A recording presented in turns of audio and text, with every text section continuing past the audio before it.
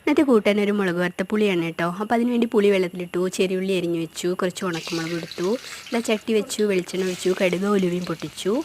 ഉള്ളി നന്നായിട്ടൊന്ന് മൂത്ത് വരണം, ഒന്നിങ്ങനെ റോസ്റ്റ് ചെയ്തെടുക്കണം.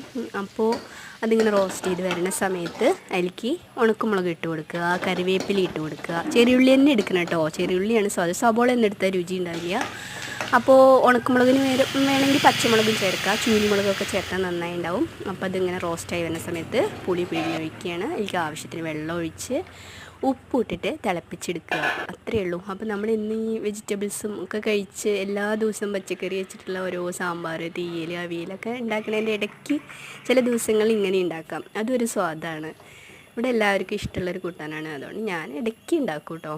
അപ്പോൾ ഈ ചട്ടിയൊക്കെ ഇതെന്താ ഇങ്ങനത്തെ ചട്ടിയൊക്കെ എടുത്തിരിക്കണമെന്ന് വിചാരിക്കരുത്, ഇതൊക്കെ പഴയ ജാമ്പുവാൻ കാൽമേ ഹുവാത. അപ്പോൾ ഇതാണ് ഇന്നത്തെ കൂട്ടം.